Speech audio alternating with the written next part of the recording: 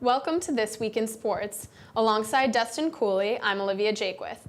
This evening we will be discussing the NHL, NFL, MLB, and Marist Sports. Here are the top stories in sports at the moment. For the first time in 108 years, the Chicago Cubs are World Series champions.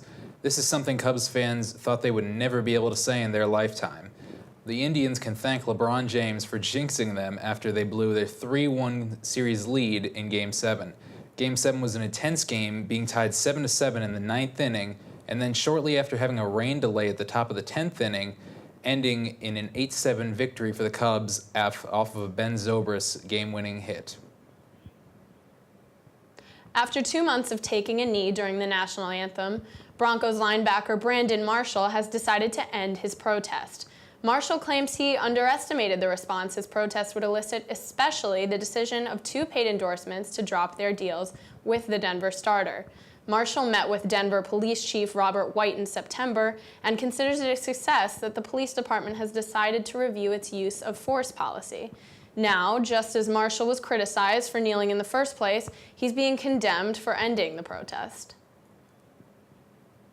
There seems to be a recurring theme in the NBA today. That's having 3 top power players on every team.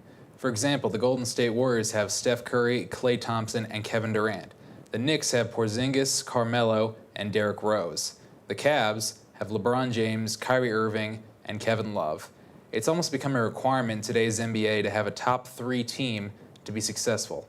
It makes sense since all good things come in threes. The U.S. faced Mexico on Veterans Day in the opening match of the final round of the 2018 World Cup qualifiers. Prior to Friday's match, the U.S. had beaten Mexico 4 consecutive times in Columbus, Ohio, by a 2-0 scoreline. But in the 89th minute, Rafa Marquez capitalized on a corner kick to put a near-post header past U.S. keeper Tim Howard, thus breaking the 2-0 run for the Americans. This also marks the end of a 3-0 game home-beaten run for the U.S. in World Cup qualifying matches. It's not over for the U.S., though. They play the first of their remaining 9 games in the round in Costa Rica, where they have never pulled out a W tonight. Next, we'll be covering Marist Sports, leading off with Marist football. I'm for MCTV, and this is This Week in Sports.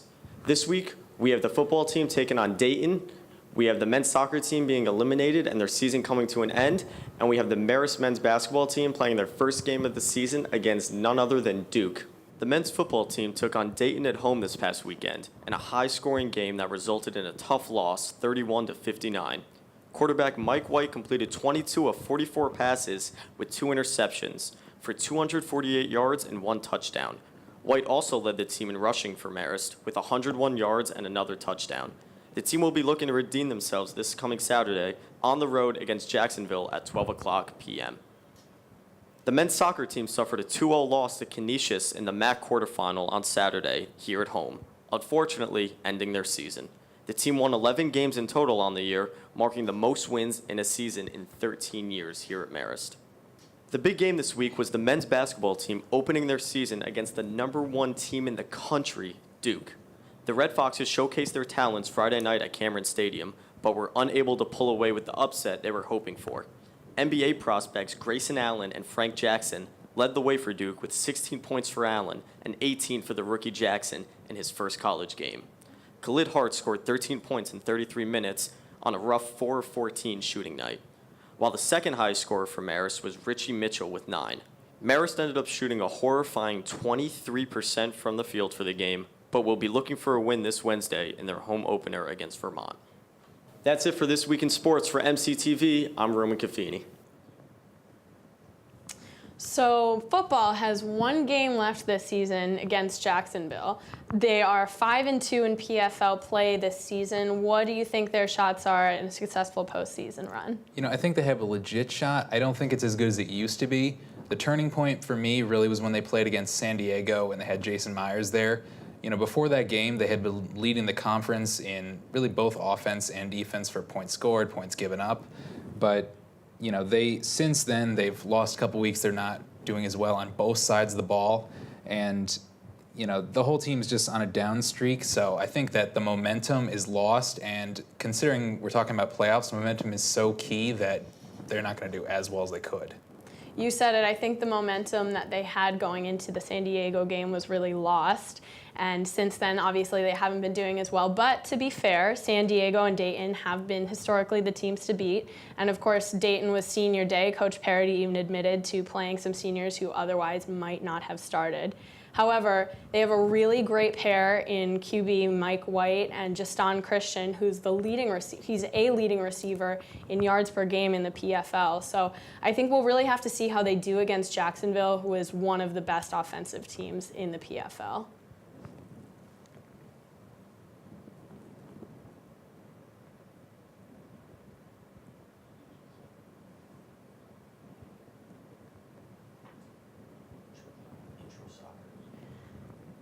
Next, we move on to Marist Soccer. The men lost to Canisius 2-0 in the MAC quarterfinals, finishing their season 11-7-1 overall. They did have a really great season, though, a record-breaking season. Can you talk a little bit about that?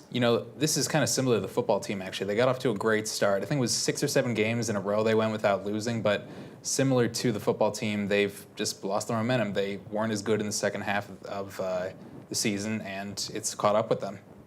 Yeah, it's amazing to have a really great offensive team. I mean, they were ranked 11th and 15th nationally for total goals and total points, respectively. But they also have terrific goalkeeping. He's only a junior, Mark Rajovic, who he broke career records for shutouts by a goalie, wins by a goalie, and minutes played by a goalie. Pretty impressive. It is unfortunate, though, that after beating Canisius 2-1 earlier in the season, Marist was able to come out and score early in that game. They weren't able to battle back once Canisius got the first shutoff in the quarterfinals. So what about women's soccer? Similar issue. They faced Monmouth during the regular season, were unsuccessful beating them there, and then Monmouth beat them again in the MAC semifinals. Can you talk a little bit about their run? They finished with a 10-9-1 overall record. I mean, I do feel that they had a nicer season than the men's squad. They did get an extra round into the MAC. And although it's not the way they wanted it to end, it was still a solid season for them.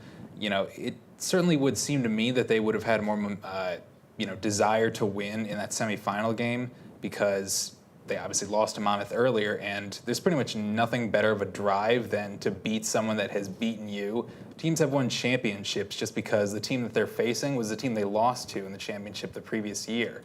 And I'm really disappointed in what they've done so far in the playoffs. Again, I had higher expectations for them. Yeah, it is really unfortunate that, again, Monmouth got out in front of it in their regular season game, and the women tried to battle back. It's really tough to battle back once you're down, and it was even worse, I feel like, in the semifinal game when they go into halftime and they're down 2-0. It's tough to come back from that. It's like starting a game with a huge disadvantage. You're starting from scratch. So next we move on to men's basketball, who took on Duke. And they just took on another nationally ranked team in Rhode Island. That's 2 nationally ranked teams against a pretty small Division I school. What does that mean for our men going into their regular season?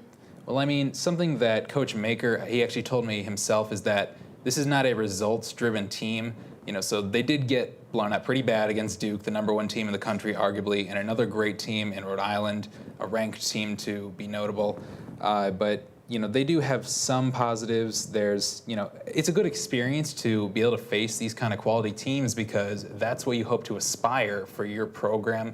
This is a rebuilding program right now, so it's a good image to come off of. I would like to have seen more from Khalid Hart, who he really is their key player right now, and he didn't shoot as well as I'd like to see them doing. Brian Parker is their other key scorer typically. Neither one got the start that they would ideally like to see, but it is 2 very tough teams, so it is to be expected. Hart did have an average of 20.3 scores per game last year. The fact that he got up to 19 against Rhode Island, I think is pretty impressive. And 13 when you're playing Duke at Cameron Indoor, I think that's actually pretty impressive. It's about shooting percentage, though. That's true. That's true. Well, speaking of shooting percentage, Richie Mitchell was 5 for 5 in his first game as a Red Fox. Talk about a good start. So, another start that was a little bit slow. We have women's basketball, who took on Hofstra in their first game of the seasons. Can you talk a little bit about the positive and negatives for the women? You know, a positive that I've actually seen is in one of their new freshmen, Hannah Hand, one of the new additions, twin sister to Rebecca Hand, a teammate as well. She's been playing so far really well in both games. Actually, she played well tonight as well. You know, she's not a typical scorer, and she's going to be looked on a lot for this team to be able to produce because they are losing Tori Jarose and Sydney Coffey, two very key players to this team, and her sister have to step up. I like what I've seen from Hannah so far. You know, the first game she had 6 points on a good shooting percentage. She got 8 rebounds, which I thought was pretty remarkable, and a pair of assists, which was second on the team for the game. You know, she did tweak her left knee in practice, which is a recurring injury from her apparently, but she's been able to play through it. It's not so bad so far, so that's really what I like right now from them. Yeah, and they did hold their own in rebounds despite the loss. I think it's impressive that they were able to outscore Hofstra 16-8 in the second quarter thanks to their sophomore, Mara Fitzpatrick, who led the team with 12 points and 10 rebounds. But with 16 turnovers, it's kind of hard to battle your way back from that. Turnovers have been a recurring problem for this team. In the game they just had, it's definitely something that happened over and over again. They had a big lead, but they blew it because they turned the ball over and over again. I'd expect it to be a focal point for Coach George just in the next practice. Absolutely. At that point, it didn't matter that Claire Oberdorf set a new career high in free throws. Again, when you're battling back, you have to score to win. It can't be all about defense. That's a wrap on Marist Sports. When we come back, we will be recapping weeks 7 through 9 of the NFL.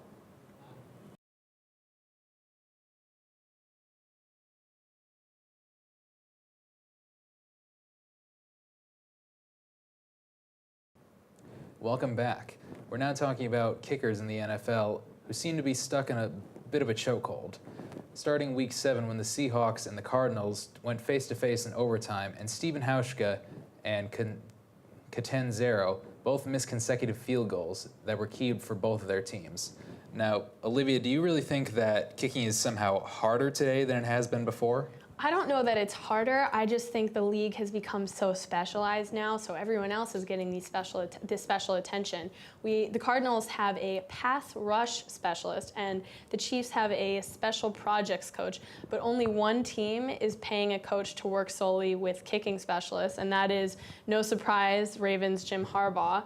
And they're seeing results as a result of putting this money into the specialized kicking coach. Randy Brown has coached Justin Tucker to be the second most accurate kicker in NFL history. He's 34 for 34 this season. Meanwhile, the rest of the kickers have missed a total of 30 extra points in the NFL this season. So I think they just need to do a better job of allocating their resources. If everyone else gets specialty coaching, why shouldn't the kickers? Well, I mean, it is a different scenario for them now with the extra points. You know, now that they moved the line back, it's not an automatic thing anymore, which I personally really hate because I like the idea of you get an automatic extra point or you can take a shot at going for 2 points. Whereas now it's you got a shot to miss one or miss two, so why not go for 2 every time? I mean, you're seeing every week now somebody in the league is missing an extra point, and it's really affecting the outcome of games. So they're basically just a poor man's field goal now. What do you expect when you kind of are overworking your kickers and you're not properly training them? But yeah, we definitely need to be properly training them because if you can't make a field goal that's 24 or 28 yards, I think there's probably something wrong with the training, not so much with the game itself. Well, we can disagree on that, but let's move over to a more positive situation. Jay Ajayi, running back for the Miami Dolphins, has had a pretty good success of the year so far. You know, he had 2 games of over 200 yards. Do you think this is something that we can expect to see from him going forward? I mean, he got up over 100 yards even against the #1 defense in the NFL with the Jets.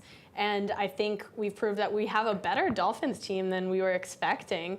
The fact that even when he wasn't playing his best going into Week 10, they found a way to defeat the Chargers.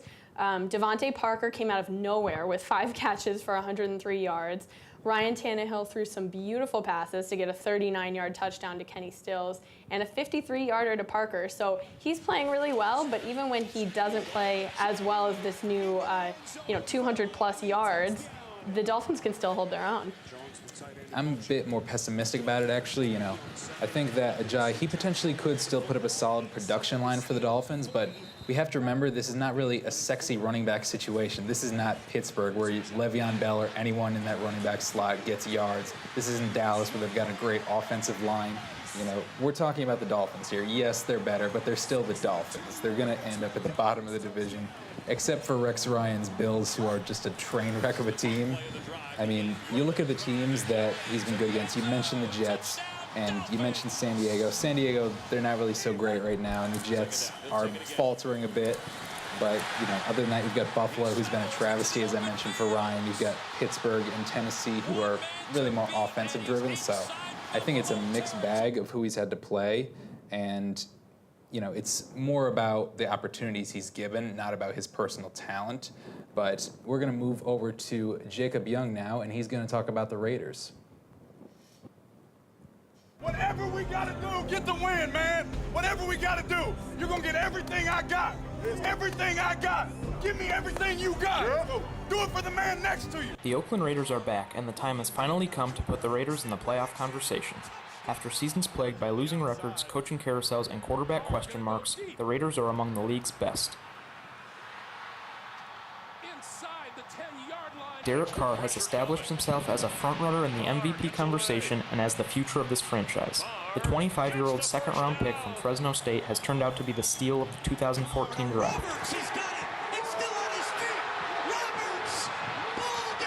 The receiving combination of Amari Cooper and Michael Crabtree is possibly the best in the NFL. The pair has combined for 1,439 yards and 8 touchdowns. Officially, it's 4th down and 2. They need to get to the 18-yard line. They're lofting it to the end zone for Crabtree. He's got it! The AC/DC connection has been on point since Cooper's rookie season began a year ago, and Crabtree finally has the quarterback to show how great he can be.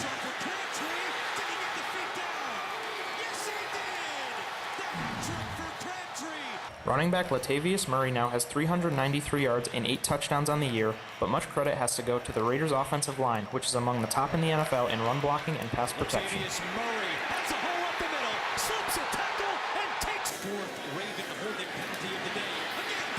In an AFC West division that is shaping out to be the best in the NFL, anything can happen. For a team that hasn't made the playoffs since 2002, Oakland has long awaited a successful season. With Coach Jack Del Rio and Derek Carr as the leaders of this team, this could turn out to be just the beginning of a great future for the Oakland Raiders. Hey, don't forget what got us here, man. Hard work and studying our tails off, man. So get ready for the next one. Enjoy it tonight, but get ready for the next one, man. It goes quick. All right, win on 3. 1, 2, 3. Win! Thanks, Jacob. Now we're going to switch over to a team that's really more down in the dumps again, and that's, of course, the Cleveland Browns. They still are winless on this season. Do you think they could repeat the Lions and go winless for the entire year? I absolutely do think so. They've had some close score losses, but honestly, the scores were closer than the games themselves. They've had 6 different players take more than 10 snaps at the QB position. That's just bad. That hasn't happened in forever. Their best wide receiver, Josh Gordon, has been in rehab. Their best young receiver, Corey Coleman, has missed 6 games with a broken hand. Their injuries have rocked their entire O-line. You can't play like that. Plus, their defense has been without a quality pass rush all season. I mean, we're talking about the Browns here. This is the same team that drafted Johnny Manziel, a guy who couldn't stop hurting for 5 minutes to hold on to his $1 million contract in the first round. This is to be expected from the Browns, and I'm actually thinking that they may be slightly going for a little bit of a tank here, and it might be the way to go because remember the Detroit Lions, they lost every game that year, and what did they do? They got the #1 pick, and they drafted Matthew Stafford, #1 overall, and he's been one of the better quarterbacks in the league so far. What can you expect? I mean, when you've got great talent like that, what can you do? Just say, no, we're going to pass it up? No, you're going to lose those games because you're not going to be a championship contender. It's what you are. You're the Browns. Right, and if you can get a great quarterback in there with Hugh Jackson's play designs, you could have a really great team moving forward. I think at this point it's maybe a little bit late for that, but let's look ahead to next season. So that's the end of our NFL segment. When we come back, it's all about the NHL with our analyst, Brett Butler.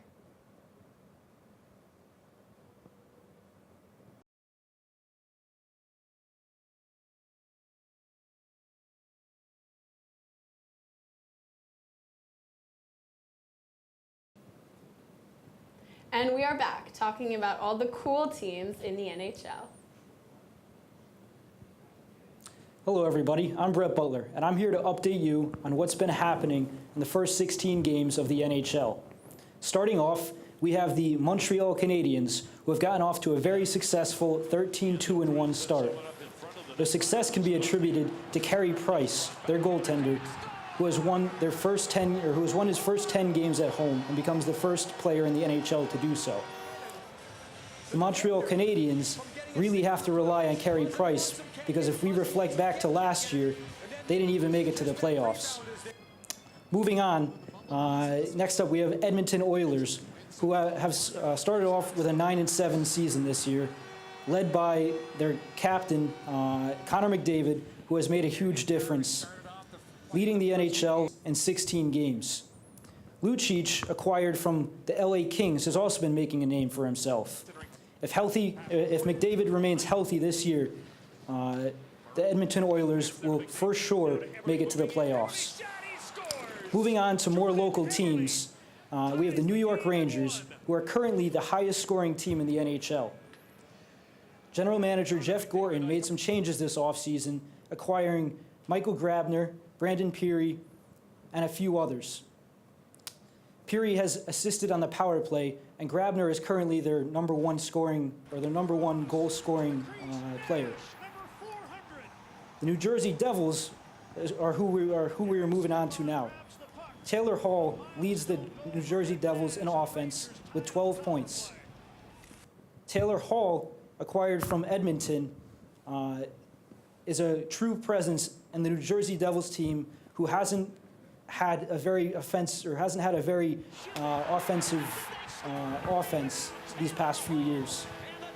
If the Devils want to make it out of the wild card spot and make it to an actual playoff spot, for sure, we need to see more from Palmieri, Camilleri, and Adam Henrique.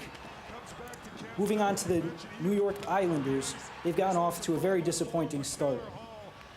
It may still be early in the season, but only having 13 points after 16 games makes them really questionable to make it to the playoffs this year.